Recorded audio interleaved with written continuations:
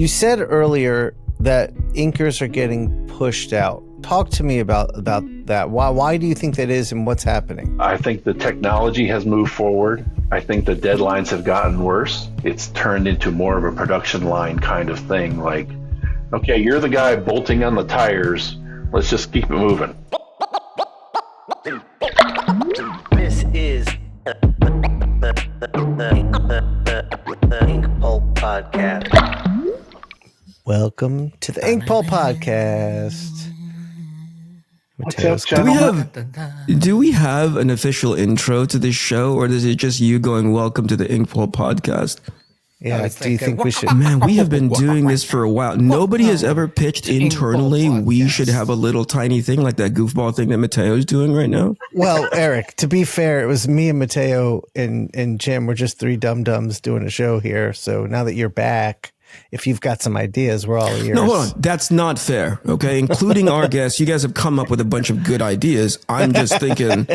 Yeah. No, like, we haven't. Right at the beginning, like this is just you for the past 16 years, 15, 16 years. Anyway, it's been a while, and it's just you saying like, welcome to the Inkpulp podcast. And there's no like thing. Well, when it was Inkpulp audio, I didn't do anything. I just we just went right into the conversation. I had an intro, we have an intro, Jamie puts it in, but I didn't. Okay, that's what I'm asking. Or there's always the other option that I. Oh yeah, Matteo, yes. Like No. No, knock it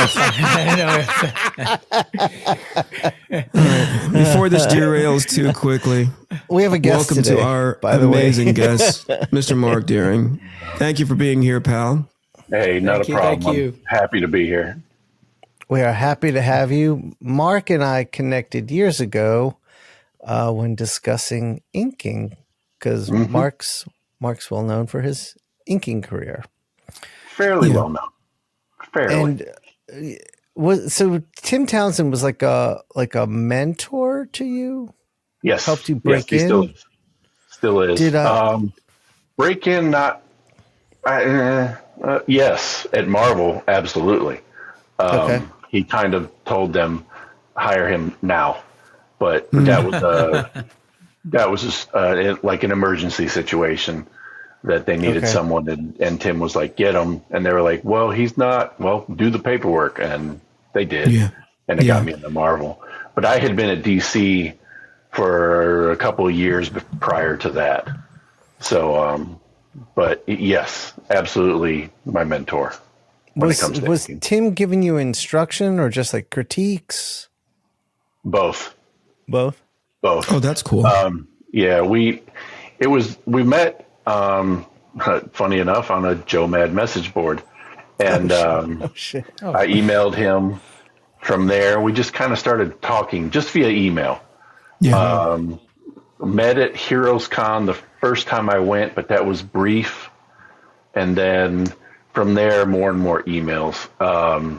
It was very email centric back then. I could put a book together with the number of things we talked about, the critiques he gave me of the page samples I would send in. That's so cool. Dude, that's awesome. He is very cool. In fact, just last night I was like, I need to text him, see how life's going, because I haven't talked to him in a while. Yeah. But he told me before the last two big things he did came out, he was sending me scans of what he was doing, and I was like, oh, that's cool. Yeah. But, this was back in a day or recently? This is recent. So this was the Wolverine Savage he did with Greg Capullo, and the whichever Batman, Deadpool, Batman, I don't remember. The first one he did with Greg as well as the covers. He sent me all that. He was letting me, he's like, shh, don't tell anyone. I'm like, who am I going to tell? But he was sending me scans of everything he was doing. And it was very cool to see. Is there such a thing as and this is going to sound stupid, so I already know, and these guys are going to ride me about it for the next couple, is there such a thing as this cabal of inkers that just talk behind the scenes to each other? Is that a thing? Is it just you, Shawn, and Tim Townsend in a room? And if so, what's your least favorite penciler?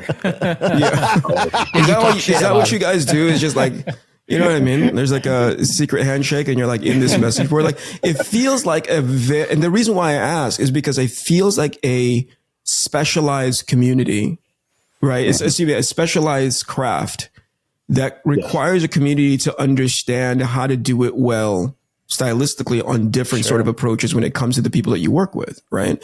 I don't know if there's a plug and play inking style that you can go like, well, I'm Tim Townsend. I'm just going to ink it like this. Cause I know Tim massages his work depending on who he's working with, right? Mm-hmm. Yeah. I think, but Marc, it's very much about being able to go ahead, Shawn. Go ahead. So we can say, hola, everybody. Sorry to interrupt this beautiful podcast, but we've got some things to announce. First up, for those of you who aren't subscribed, you guys love watching our shows. We know because we see the analytics, but there's a ton of you who haven't subscribed yet. So please do that to the YouTube channel. It does do us a great deal of good because as many of you guys give us love, there's people who haven't yet, and we are narcissists. So please subscribe to the channel so that we go and beat the algorithm. As a matter of fact, you could do us a great big favor. You know, in a list on a scale of 1 to 10. After you reach the end of the episode, please give us a rank. I suspect we're not going to get any higher than 4, but I'm open to be surprised.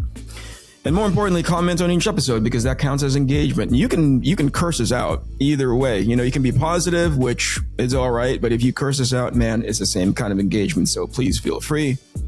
And then ultimately join the Discord because we'd love to hear from you directly. We all hang out in there more, Matteo and Shawn than me because contact with people really piss me off. But come and join the Discord. Be fun to have you in there. We're going to give a free trial for the Patreon for anyone who's a member but isn't paying yet. So you can get a taste of the goodness of Patreon before we move into 2026. Once you're a member, you'll get access to the exclusive Patreon only Discord channels and 42 Patreon exclusive videos that are currently up. Also, for the Patreon people, portfolio reviews are going to increase from $50 to $75 in 2026. So if you want to get a portfolio review, you can pay for it now. We'll schedule it for 2026 and that'll be at $50. But after December 31st, the price will increase. Also, we have incredible upcoming guests. We'll have Marc Chiarello, Duncan Figueredo, Rob Liefeld, and Walter Simonson. Also, everybody, my holiday web store is now open. I've got some holiday exclusives, all Inkpulp merch. So head over to inkpulp.tv. And also while you're there, subscribe to my newsletter. I have a blog there and I have a new blog series where I'm drawing straight with a brush, no pencil, no nothing, and celebrating some of the legends of hip hop. It's called Legend of the Liquid Swords, and that's for free on my website as well. Also, don't forget, aside from the Inkpulp podcast, we have Inkpulp Live 2 Wednesday nights a month. Stay tuned on social media for the exact dates and come join us as Jim and I draw live with a guest sometimes not. And lastly, Graphic Novel Pro, the class I teach with Jake Parker at SVS, is about to open its registration for session number 2, which will happen at the end of January, but we're going to open enrollment in early to mid-January. Also, sign up for my Kickstarter campaign for The Fourth Father, my creator-owned book. Right now, we're in pre-launch. We're planning on starting the campaign in March 2026. But please sign up. We're trying to get the number as high as possible. And if you don't know what The Fourth Father is about, you can read the first 20 pages by subscribing to my newsletter on matteoscalera.com. Just subscribe, you'll have access to the first 20 pages for free. Also, if you get anything from my web store this holiday season, you'll be receiving a physical copy of The Fourth Father issue 0 for free. And on December 3rd, Nemesis Forever issue number 4 hits the store, so go and grab a copy. Jim Mahfood here. And I want to remind you that the Arachnid Enforcer campaign still is taking late pledges on our Kickstarter. And don't forget to watch Trash Movie Bonanza, my podcast with Chris Piers. And please sign up for my newsletter and get all my merch at jimmahfood.com. Oh, wait, let me say something about Arc Athena real quick. For those of you interested in reading the full series, it's out now. 6 issues, 300 total pages. You can buy all installments at iconicomics.com. There's still a lot of original art that you could bundle with your purchase, as well as the artist edition, which comes in at 11 by 17. Other than that, go to my website, sign up for my newsletter. I actually opened up a message board, so talk crap to me when you're there. It'd be great to have you as a member. So we have completely derailed this podcast. This is the worst of worst promo clips ever. I'm sorry you had to endure it, but comment and let us know how bad we did. Back to the show. No, it's very much, I don't know about stylistically, but it is about, working with different pencilers. And a lot of times, especially early on in my career, you get so many. And once you start getting work, you get so many. It's like, can you do this? I'm like, I think so. And then you just kind of dive in. Yeah. It's actually kind of rare that you get that penciler inker dynamic that lasts a long time. Like, say, Chris Bachalo and Tim Townsend. That was a couple decades worth of work. I've looked at enough of Tim's work over him to see the graduation. I've seen the first couple things he did up until, some of the other stuff he did. And there's a huge learning curve and really just the meshing of the two styles together to make it what it became. And that's rare because a lot of times, especially nowadays, where inkers are kind of being pushed to the side or not regarded well, it just doesn't happen as much. The John Burns and Terry Austins, that doesn't happen anymore. The years, the thousands upon thousands of glorious pages that they did together just doesn't happen anymore. Well, why do you think that is, Mark? A lot of things. I think technology is the good one that you can put it under because, for instance, there was a time when markers were looked down upon because the actual tool was crap. But now they've gotten better.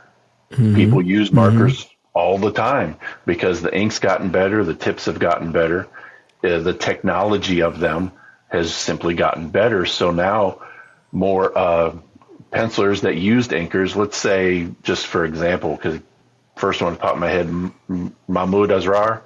Yeah. I worked with him a bunch on Supergirl way back when he used inkers. Now he doesn't. He's inking himself, and a lot of it is markers. And And I'm not even talking about digital inking, on the iPad, on the Cintiqs, Photoshop. I'm not even talking about that because I do a lot of that myself on the iPad.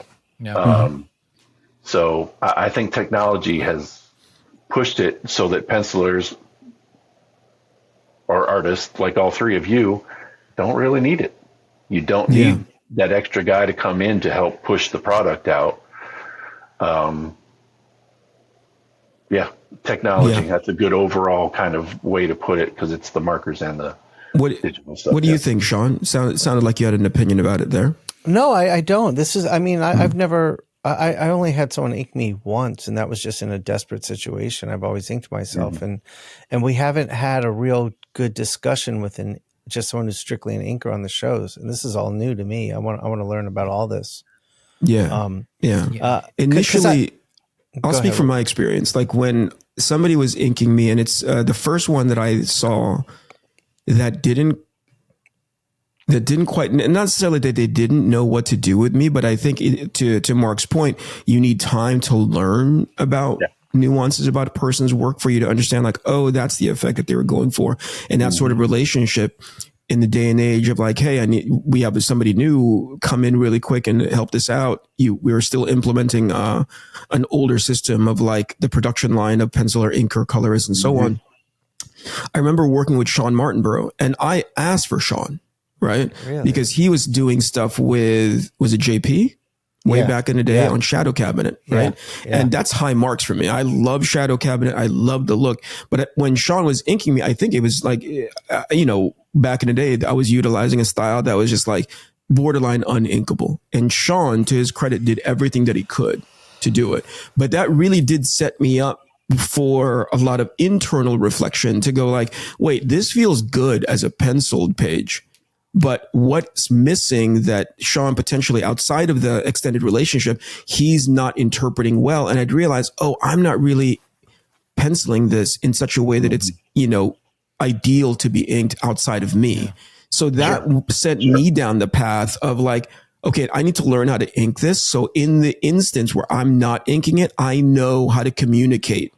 Hey, this is a thing that I'm trying to do here. Whereas like, oh, I just ink it and good luck reading my mind and doing your best with it. I think that's one, at least for me, taking out the and then when I started getting more comfortable with it, that's when I went full blown just inking myself because it just made the whole thing faster. And speaking candidly, from a financial standpoint, it was a smarter choice for me to pencil and ink myself back when mainstream was a thing, Yeah. I also think that there's been, and I might be terribly wrong with this, but also another factor is that since the mid 2000s, I would say 2005, something like that, there's been a lot of, the industry has welcomed, the US industry has welcomed a lot of foreign artists, especially Italians, South Americans, a lot. And in general, European, Italians. Like French, those people, right?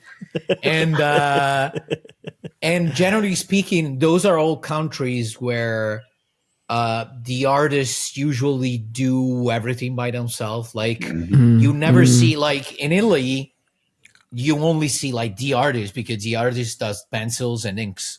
And even South America, usually that's the way it works. And even France, most of the time, the artist is also the colorist, so the artist does it all. Yeah. Yep. So I think that this injection of foreign artists brought this new culture of doing it all by yourself without using an inker. Because I remember back then, those years were more or less the years where I started working for the U.S. industry.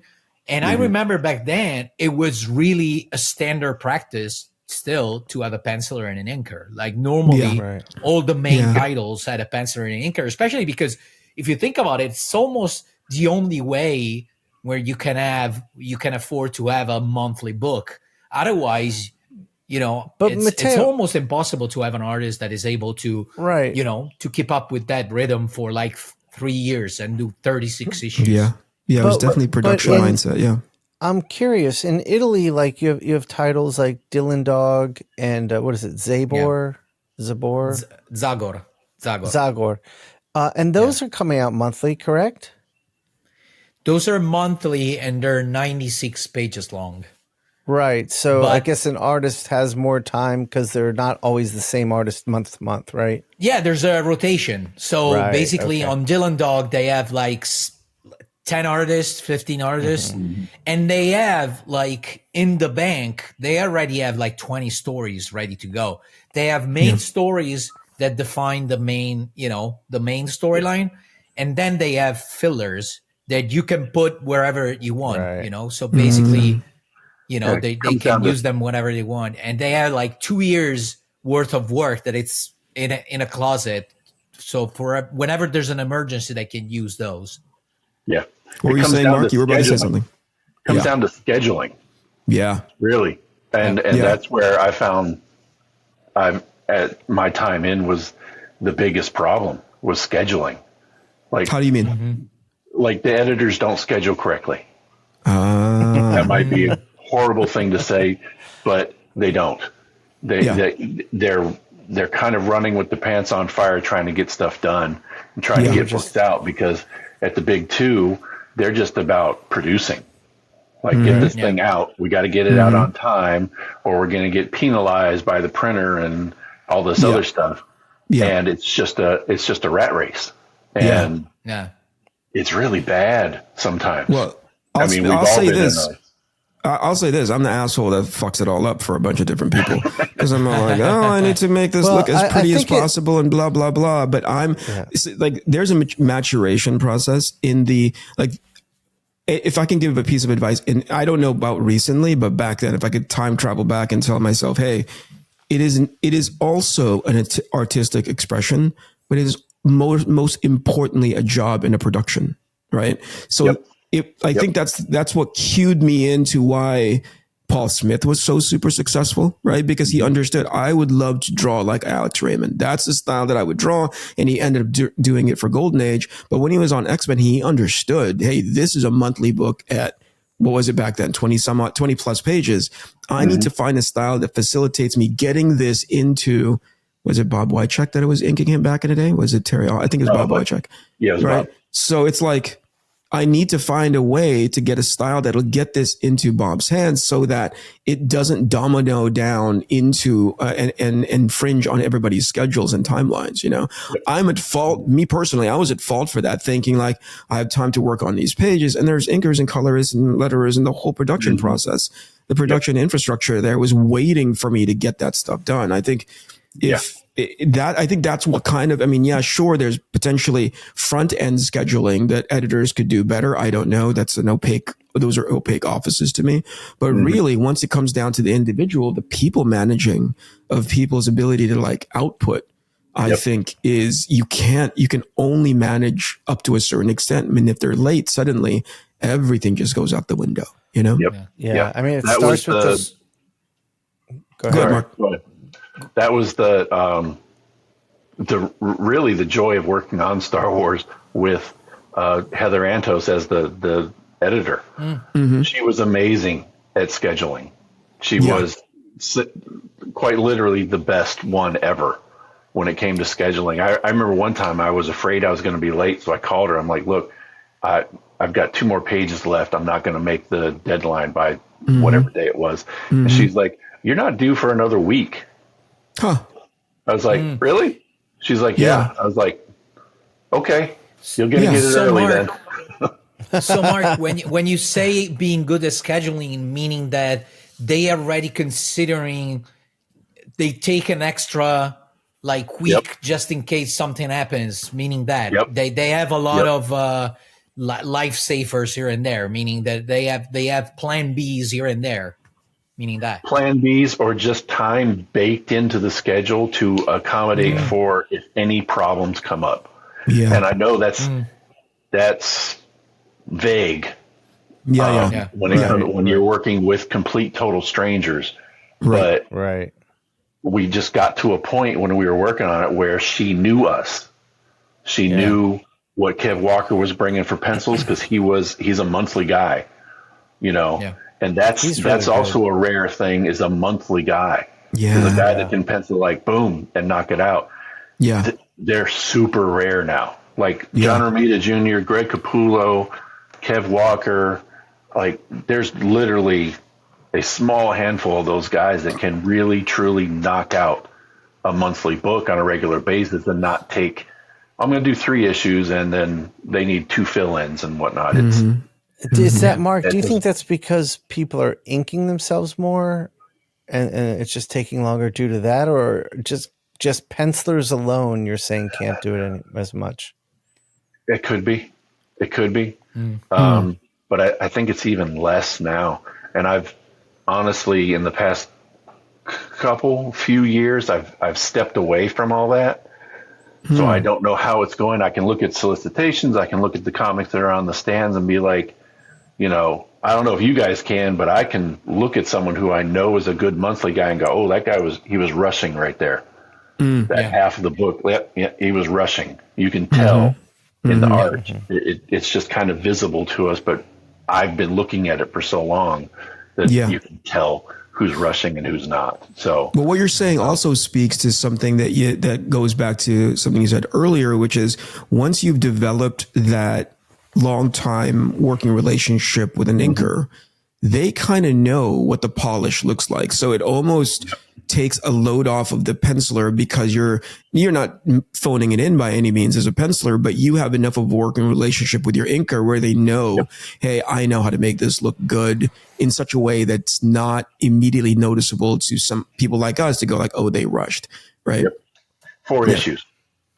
4 issues is the key. Kelly Jones was telling me a few years ago, He was like, for a penciler and inker to start gelling, it takes 4 issues. After 4 issues, after that, that's when it starts coming together.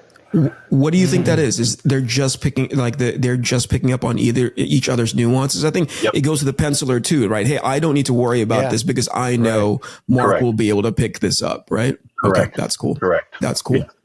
Yeah. It's I mean, it's Kelly Jones, so I kind of took it as gospel, but I was like, that makes sense. 4 issues. That's 4 full issues, not fill-ins, not guests, none of that. It's 4 full issues. By that 4th issue, your pencil and inker are starting to really gel. So what you get after that 4th issue is the John Burns and Terry Austins, the Chris Picciolo and Tim Townsends, and there's many others, but that's when it really starts coming together. Right on. And in your experience, Marc, sorry, you were finishing. Sorry.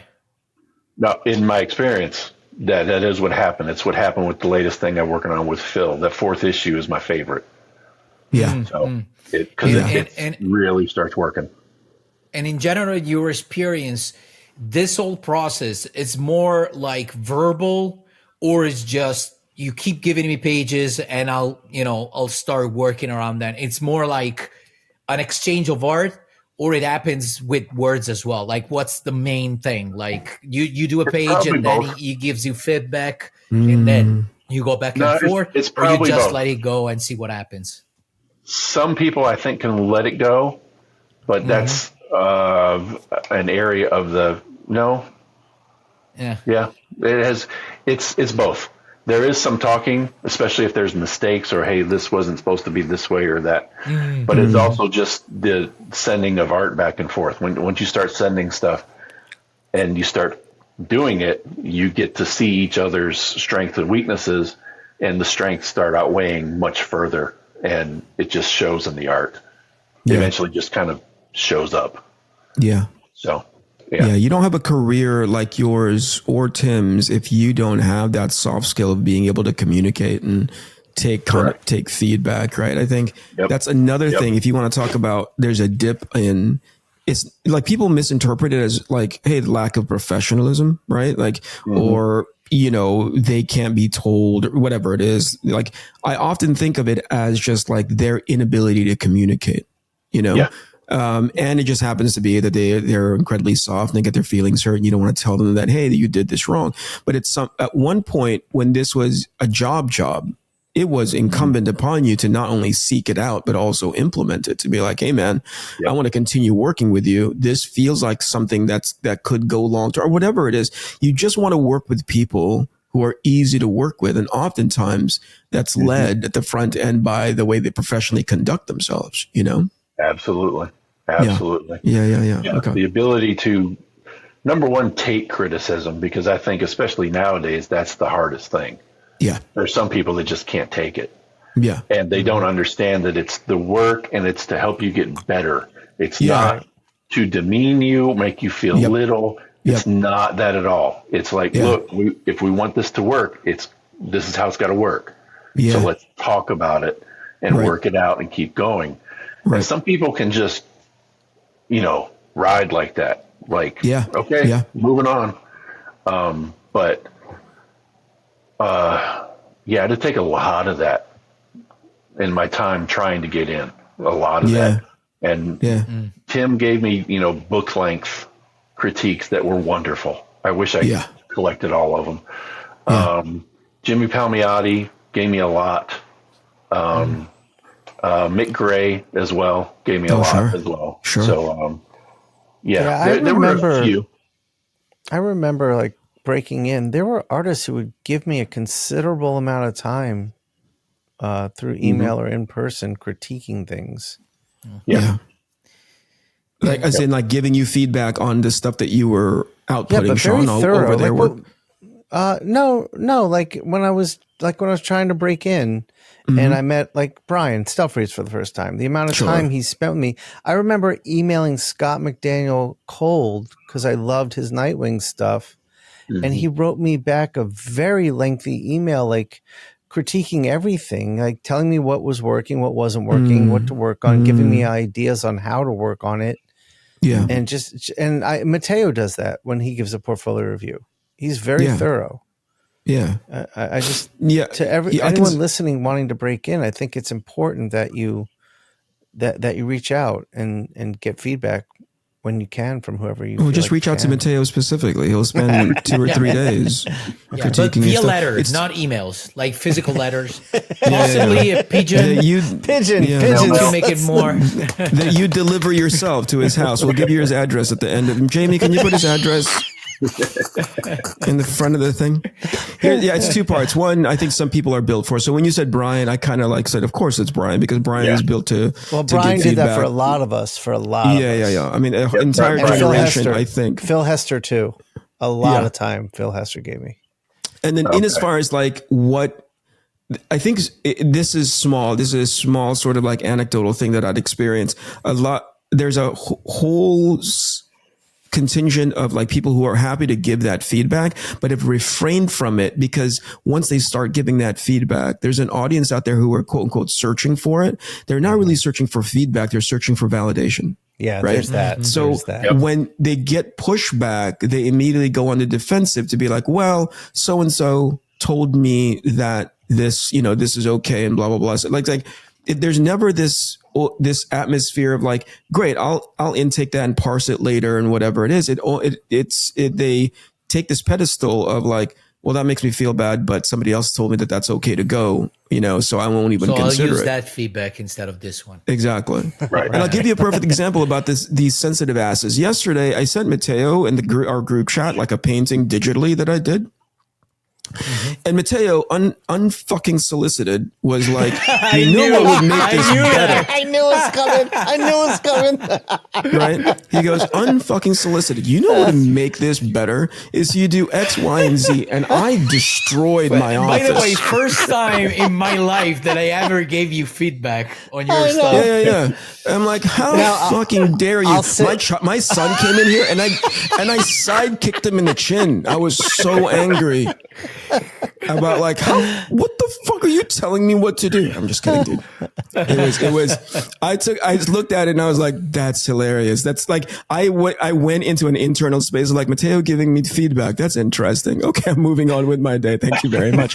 But more than that, after I got a meal in me and I wasn't so angry about this bullshittery, I thought like, oh, we are now in a space where Matteo feels comfortable and I admire it. I was like, Matteo and I are now in a really comfortable space where he feels like I would internalize his bullshit and actually incorporate it. I was like, oh, okay, thank you. Thank you very much, Matteo. Our friendship is really awesome.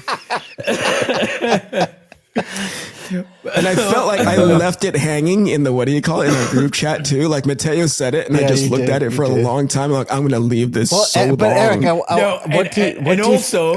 sorry, just one thing. Go ahead. You replied, thank you, with the dot at the end. And it wasn't clear because I gave you a compliment because you shared a lot of pieces of different pieces. So I was like, oh, amazing pieces. You're on fire, man. Also, regarding this specific piece, what I would do with this. And then you waited and then you replied, thank you. And I was still wondering, like, is this thank you related to you're on fire? I was wondering the compliment or to the feedback? Listen, that thank you was based on the fact I had to peel my son off the floor because I just kicked him in the face. I was so angry. But I gotta know, did you agree with his feedback? No, I didn't. I would love to do a Patreon episode because I looked at the piece and was just blown away. And then Matteo said that, and I looked at it again. I was like, well, he might have a point there. Yes. And here's the thing: the feedback in and of itself isn't wrong. I can agree and disagree with it. Okay. Does that make sense? He can say something and be like, okay, that does make sense, but I can disagree with it. Right. Those are, and I think this goes back to what we're talking about, which is like when you are getting feedback from a professional, it's not an affront to you. You know what I mean? Like it's not saying you're doing things wrong. They're giving you their subjective nuance from their perspective, how they would do it, how they would apply stuff into your work. And it's not saying that, oh, that thing is outright, unless of course it's something really objective, right? If we are talking about, oh, that gets completely lost in the background and the value of that is completely wrong, right? Or the anatomy is completely wrong, like whatever it is. And if the answer is like, or see if the sentiment is this will help you, whatever the challenge, whatever the issue is, this will help it read better. Right. Mm-hmm. That you can start going into the space of objectivity. But when it's Matteo's tastes of subjectivity, right? When you can go like, I would do this, I would not do this. That's how comfortable I am of leaving that comment on the table and be like, okay, but I disagree. But it took like an hour and a half to get into that emotional space to be like this fucking guy. Kicking a kid and a lot of other stuff. So, Marc, I wanted to ask you something. I was listening to an old interview of you, and you were mentioning how you how you started because you didn't start immediately. Like you were in the army before doing comic books, if I'm correct. Okay, I was in the army in the 90s. Yeah. Okay, so and then when you decided, no, this is what I want to do, it's comics. Then you mentioned, correct me if I'm wrong, but you mentioned that back then, Marvel and DC, if you wanted to practice inking, they would send you pencils. Is that correct? Yes, they would send you photocopies of pencils. Way back then, I'm old. We're old. We're old, yeah. dude. You guys are old. Yeah. Yeah. Matteo just looks old.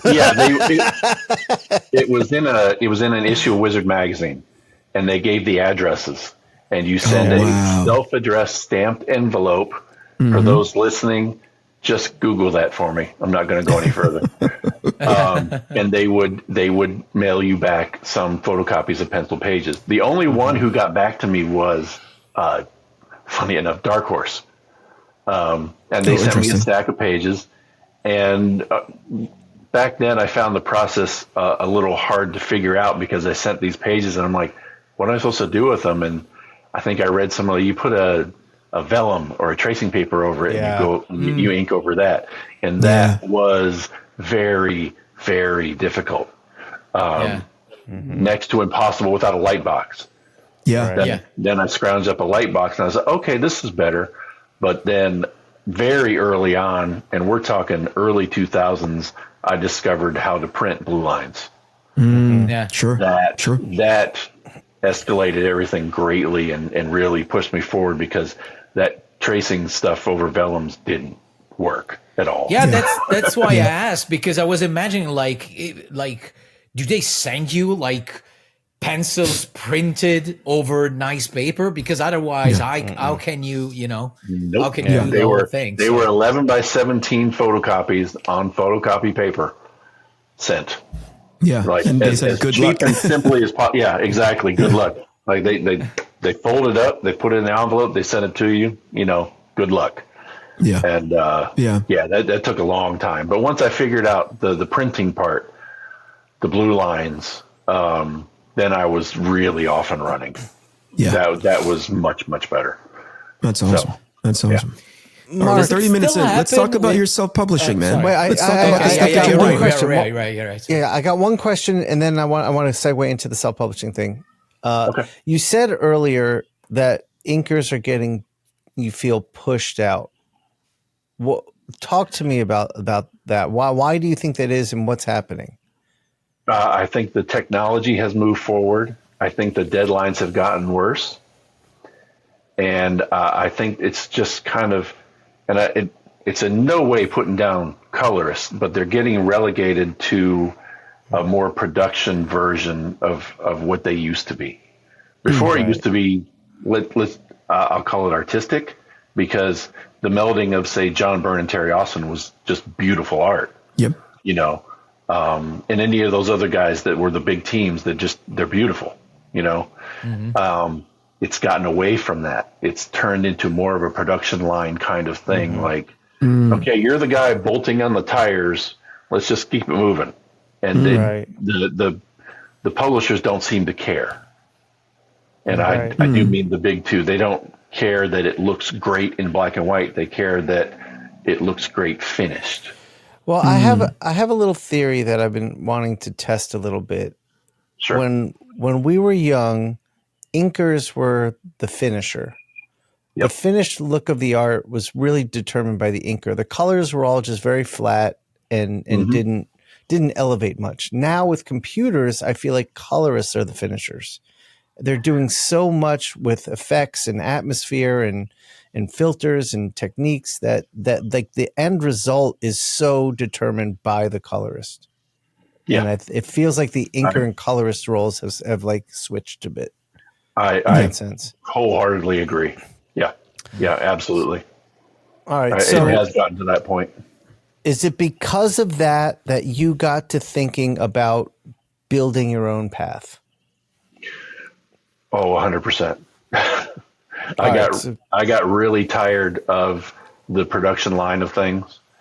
And I don't know if you guys have had this kind of experience where you get on a book and you're doing the work, and then you kind of step back and you look at the book and you go, this is not good. And it's not because of your work. It's because like the story, you know what the finished package is going to look like. And basically I just kind of said to myself, I was working on something and I was like, nobody's going to read this.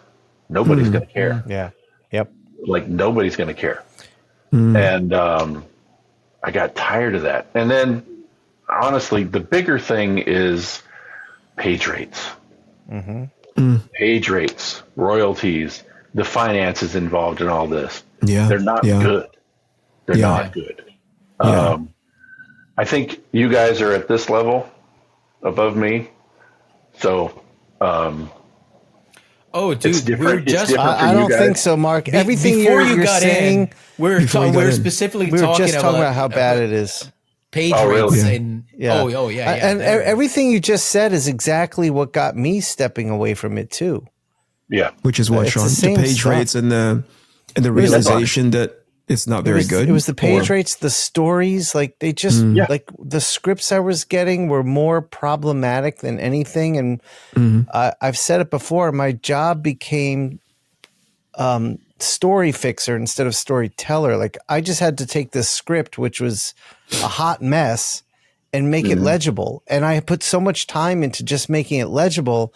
I didn't have the time to really tell the story in the way I really wanted to.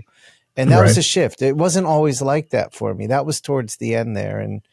And my work suffered from it. So like I could look at it and be like, my work is suffering from this. Yep. Mine too. Mine too. Cause I would look at it and be like, you know, the pencilers were all very talented. I'm not knocking that.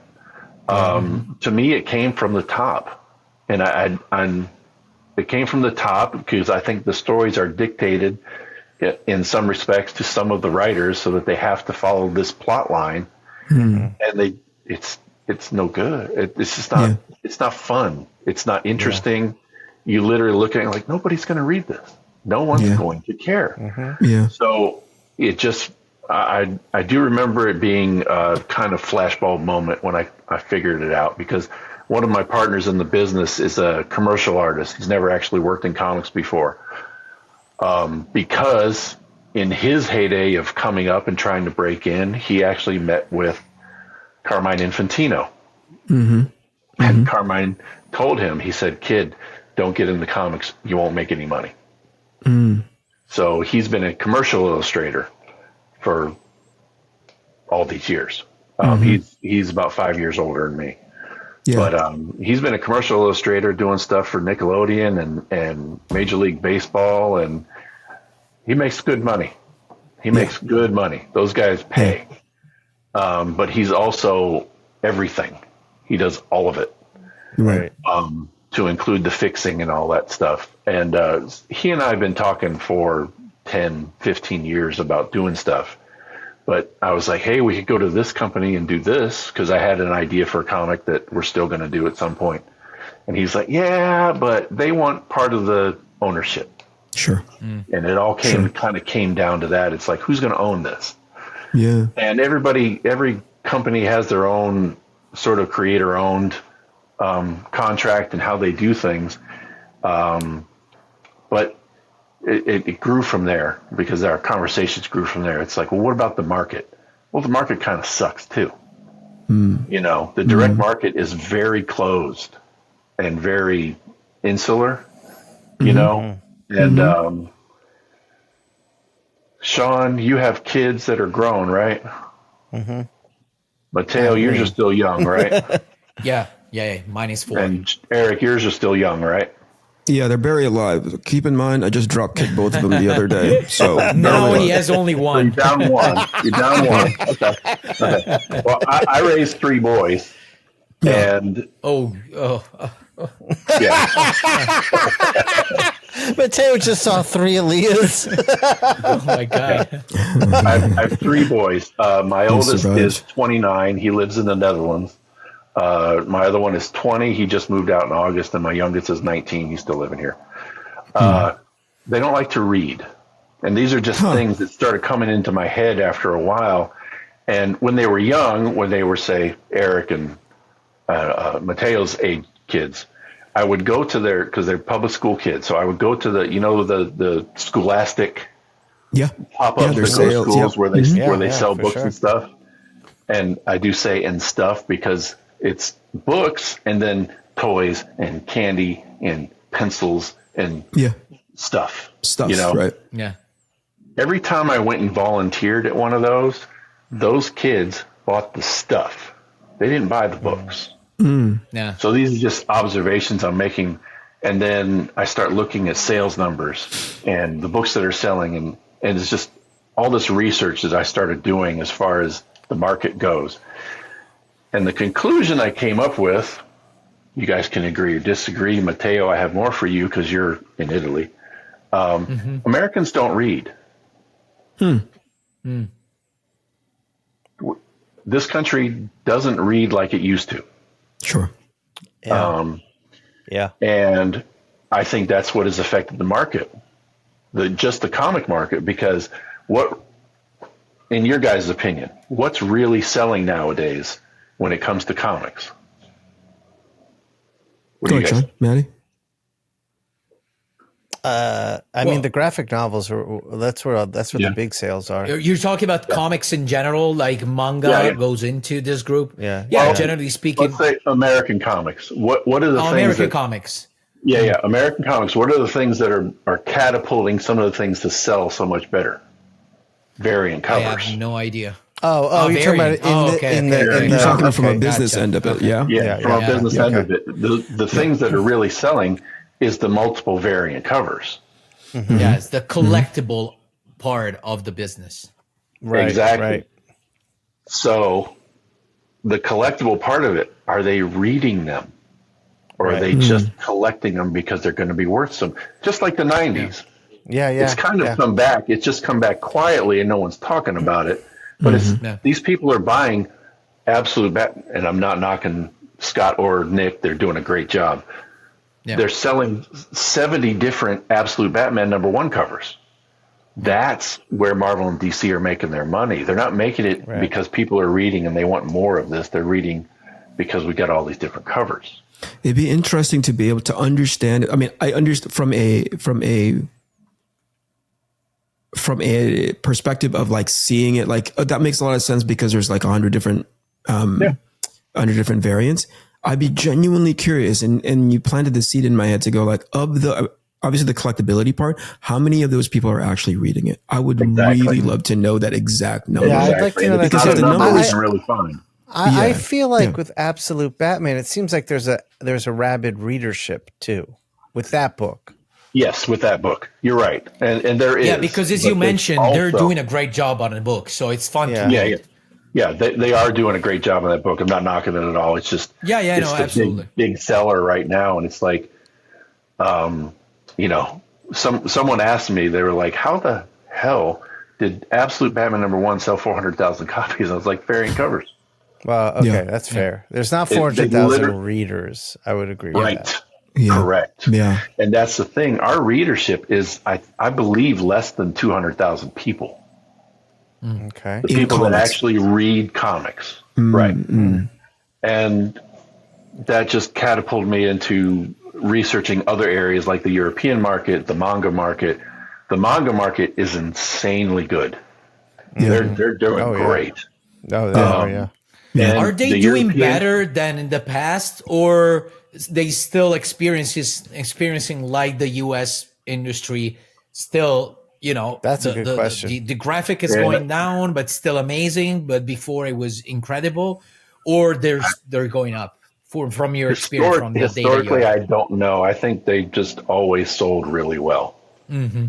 I'm sure they have their fluctuations, but there's an article up on the Flipside site. One of them is, oh my God, comics are dying, where I went to my local Barnes & Noble, and the manga section is enormous. Yeah. It's this huge thing. Yeah. And then American Comics was literally 3 shelves. Like a eighth of what the manga shelf was. And I was like, why are they selling so much? And in more discussions with my partners and other people, it's genre. Manga covers all of it. Yeah, that's true. Yeah. You have to be careful into that. I've read into a handful of the why is there so much stuff at Barnes & Noble that's manga related in comparison to American comics. I think, what's the best way? I agree with everything that you're saying. The part that's opaque to me is just because it occupies shelf space doesn't mean that it's selling. Right? That's true. So introducing a bunch of different mangas on shelves, and it looks like, oh gosh, there's such a huge disparity. But I'd be curious to understand, like, just because it has the natural tendency to say, well, they put it out because people are buying it. But whether or not that's true is something else altogether. Does that make sense? Like, just because there's 15 shelves doesn't mean they're selling 15 shelves worth of stuff. Right. I think, but you would say that generally speaking, if I'm a shop and this genre, which is in this case manga, sells more, and the general audience buys more of that, I'm going to try and offer more of that. So it comes from the fact that probably people are buying more. There was probably there's a saturation point. We just don't know if we've hit it or not. I think that what we're seeing is that high end saturation point where they were like, I don't know if all of those manga sells, right? But there's a certain, when they find it, they go like, oh, cool. And it encourages them to do more. It's like in feature film, whenever one particular movie, like when The Matrix came out, right? Everybody started freaking doing bullet time, and you're like, knock it off, like you don't have to keep doing that BS. You guys don't know what you're doing with it, right? But everybody thought that was the next best thing, and and it just started getting cheaper and cheaper by way of its product all the way through. And I think manga is hitting that space where now I've seen a deceleration of shelf space for manga. At one point it was big because as a business, you go like, well, if we invest in 100 things and 3 or 10 of these things can carry those 100 things, why wouldn't we do that? That makes sense. Yeah. It still doesn't take anything away from the point that you're trying to make ultimately, which is like there is a huge visual disparity in American comics. And is it because tastes just are not there for doing these American books outside of, 100 variant cover stunts, Right. And that really is solely aimed at, let's say, Marvel and DC, because the only thing they're offering now is superheroes. Right. Because we're all old enough to know that back in the 80s, they did a lot more than that. They did a lot more than that. They were much more experimental. That's not to knock the American market, because to be honest, between Kickstarters, Matteo, and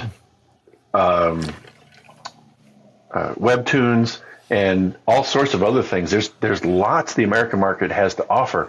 It's just not mainstream, super popular. The guys are doing the books that they want to do the way they want to do them, but it's not like it used to be. And I know that's a vague way of saying it, but you used to be able to buy comics everywhere, and when Marvel and DC were experimenting, they were also everywhere. Now they're not. Now they're relegated to comic shops and comic shops only. And now there's way different revenues, so you have a way much more product, but it's sold spread around in different rivers. One is crowdfunding, and then digital only, and then So yeah, that led me down the path of, and then I had a light bulb moment where I thought of what Flipside could be. And it's right now it exists as a website.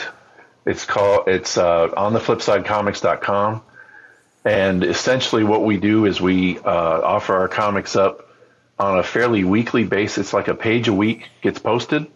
And then when that story has run its course, or we decide to collect it at certain points, we have it set up to be print on demand through Ingram Spark, which then sells it through Amazon, which is as we all know, the largest bookseller on the planet. So that's how our site functions. And we're putting up right now 6 free domain comics, which are comics from the 60s, or not 60s, I'm sorry, much further back, 30s and 40s, that are free domain. Anybody can publish them, print them, read them. And we've gone through the library of them and just kind of picked 6 that we really liked, because the ones we picked are usually done by creators that we know that are famous. So one that's up there is Young Love, which is a romance comic done in, I think, in the 40s or 50s. It was drawn by Jack Kirby before Jack was Jack King Kirby.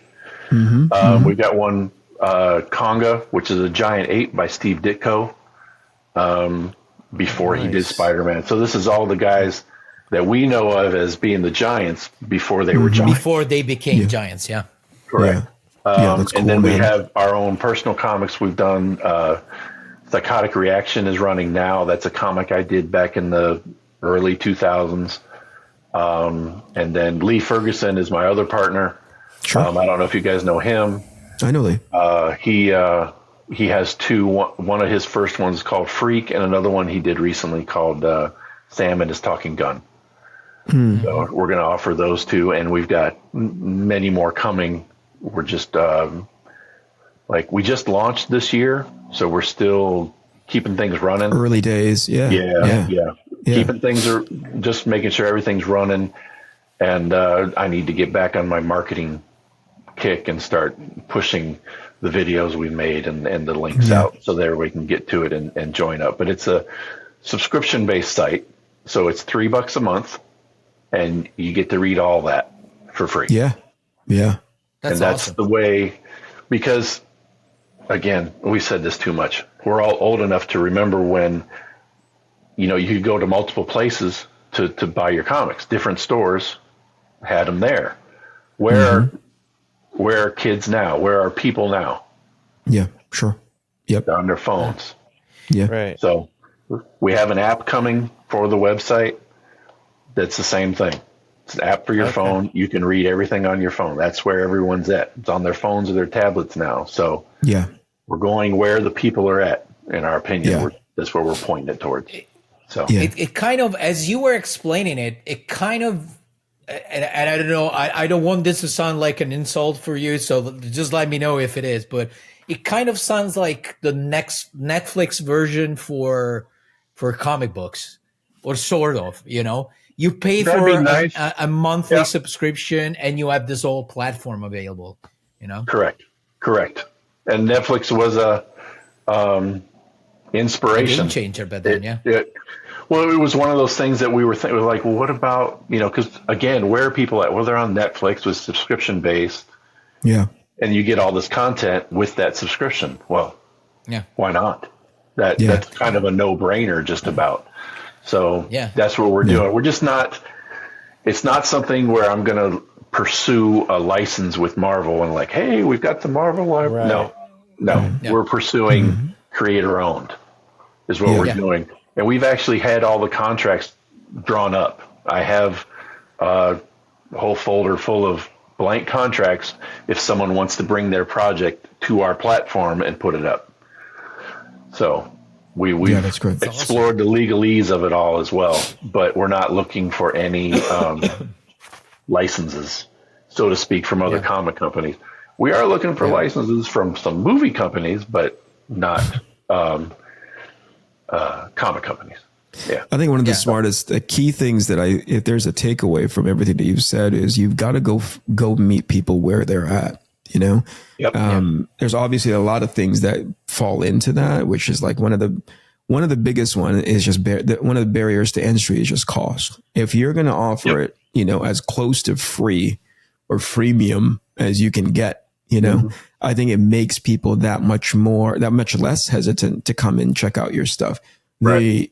But it goes back to something that you had said earlier, which is now how do you cut through all the noise? Because things have become so much more accessible from a business/publisher side and everybody is doing it. There's been an explosion of, hey, pay attention to this. And in an attention economy that is the online/social media space, it's super challenging to cut through any and all of that, even with an amazing product, much less a mediocre one, Yep. So that to me is the biggest challenge. It's the attention economy of like, how do you make people pay attention and then make it so that it's not even the paying attention part, because sometimes that's an easier thing to get. It's the retention, right? So if we go back to something like Absolute Batman from a comic book trending /comic book strategy space, right, into headspace, like number one should have been like, it should have done this. You know what I mean? Like there's some pickup in there with like a particular issue, but audience retention on Absolute Batman is like this, and you go, sure, you can cite multiple covers for it, right? Like that makes a lot of sense. Again, that's just part of their business model. But what is it that they're doing that's making people go like, I want to stick around for more of these? And as small as the audience has become, as sort of like, what is the number that you cited, Mark? Like 200,000 people. Like as small as that audience has become, enough of them are sticking around to go like, we'll continue to read this, and that might be hype, right? People are like talking about it. And so more people are paying attention and buying it, but there's something to be said about that audience retention, That's the credit to Scott and Nick's loyalty to, and their craft. Like they're great at it. They're just fantastic at it. And we can talk about Absolute Batman a lot. I was hesitant. Then I read the first issue and I was like, oh shit, he pulled it off. But it goes back to what you were saying, what you were mentioning before, which is in general, there's a lot of bad stuff on the shelves. So if you put like the big secret at the end of the day is that when you put something really good, it pops out and people want to read it because they're not used like they used to have good quality stuff all the time, That is one thing I do with some of my friends is when I see something bad and I look at it and go, how the hell did this get it? I'll send it to them. I'm like, what? Look at this. This guy, what are they doing? Like, who approved this? Who said this was okay? And that goes back to what you were saying about the little inker group of, do we talk? It's not just inkers. It's not just inkers. It's me and just my friends. So guys like Tim, Drew Moss, a couple others. It's like, look at this. How did this get through? I go through, it sounds, I have a group of friends independent of these guys because they're incredibly busy with their super successful careers. Sure. But outside of these guys, that I do sanity checks with all the time, whether it's something that I really, really like or I don't particularly care for, right? I go like, hey, I don't like this, but this is why. And what's great about that circle of friends is they'll say like, I don't like it either, but I know why it's successful. Right. And then they'll go through a postmortem of like, the reason why is because this is super attractive right now. It's, they're cutting through the noise by doing X, Y, and Z. And I love having those conversations because it's not just me in my own echo chamber going like, I hate this, but I never go through the extra steps of like, well, why, if I hate this so much, but it seems to be successful, what am I missing? They're the ones, but these set of friends are the ones that are actually sort of like plugged into that space and be like, yeah, it might not be good from your limited vantage point, whether it be craft or just everything that the baggage that you come with. But here's what it's actually presenting to an audience. And that's super informative because that's the stuff from a business strategy, right? You go like, I might not have an affection for it, but I know there's an audience for it, right? So people go like, oh, if you draw in a manga style, your book will be, people will pay attention to it because there's an affinity for manga. We're like, well, that's only one part of it, right? Like, but if you infuse it in there, I'm sure it's gonna, it won't hurt, right? As opposed to doing a style that's from like way, way, way back in the day, if that makes sense. Yeah, it does. Yeah. It does. Yeah. All right. So before we close it on down, Marc, tell us, give us the website again and where people can check out all your stuff and all the Flipside stuff. Okay. Flipside Comics, the website is on theflipsidecomics.com. You can check me out on all the socials. I'm all over the place. So is Flipside. I have accounts for Flipside everywhere as well. Is Facebook, it just Twitter. at Flipside on all the socials? Yep. Very easy to find. Yeah. Marc, I wanted to ask you one last question. So you mentioned that basically you're releasing a page every week for the comics. Is that, did I understand correctly? Yeah, that's because of the way I want to do things as far as art goes. I want the stories that we're creating, that we're going to create forward, to be kind of very European in the artistic, the way they look. I read a lot of European books, even though I don't speak French yet. And those pages offer a whole lot for you to take in. Yeah. If you follow what I mean, there's a lot there. Yeah, absolutely. So it really, it's not like Webtoons, which is like a scribbly mark and you just keep scrolling.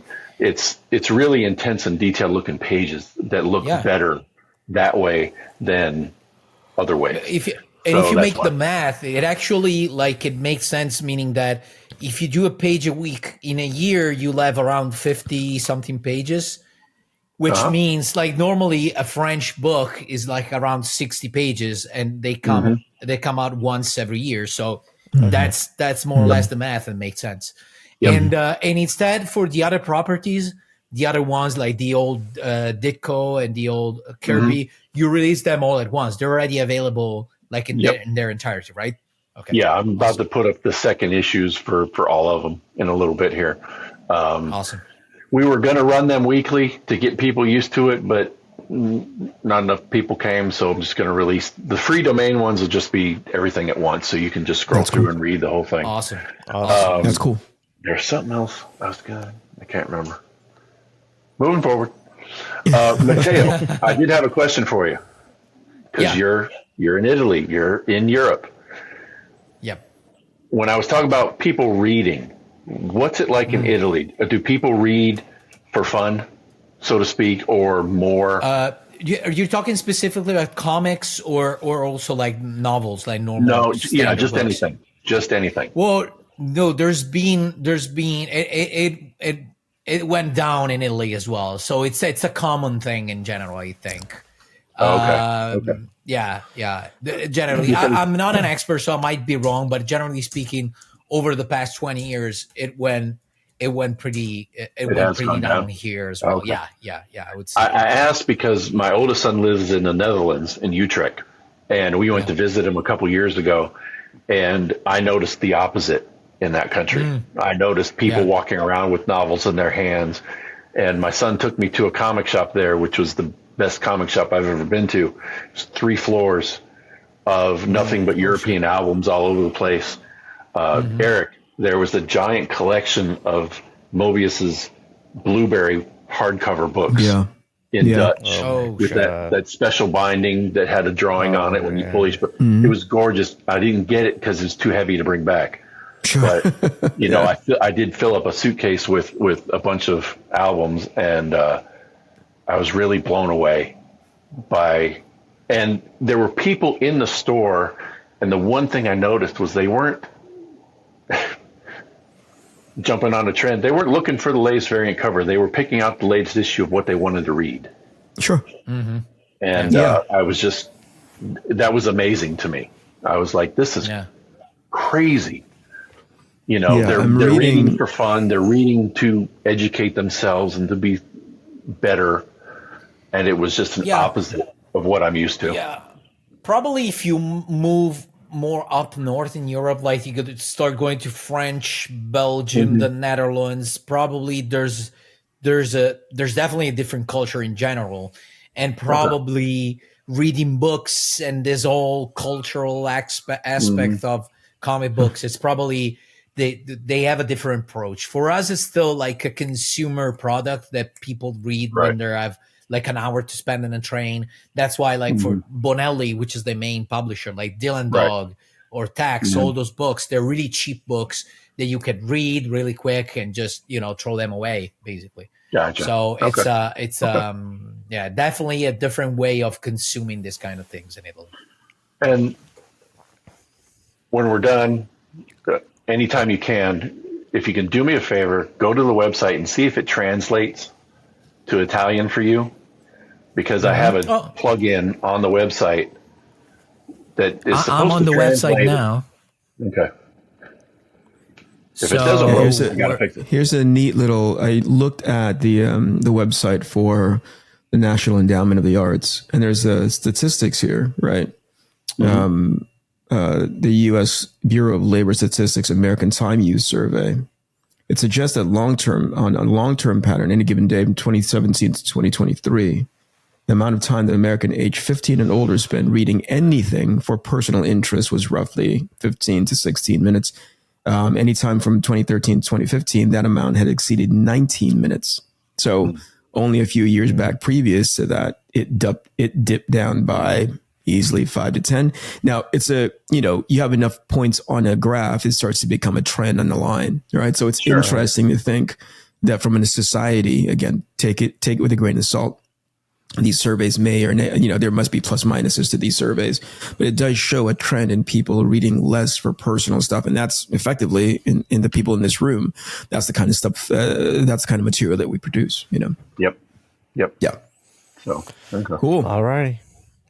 Awesome. Okay. I'm going to take my earphones out now because this gets stupid real quick.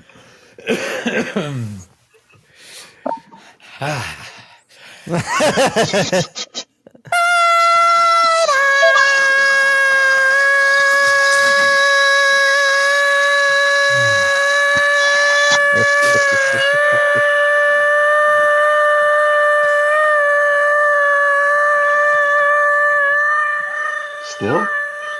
Yeah. Still? It's still got some time left.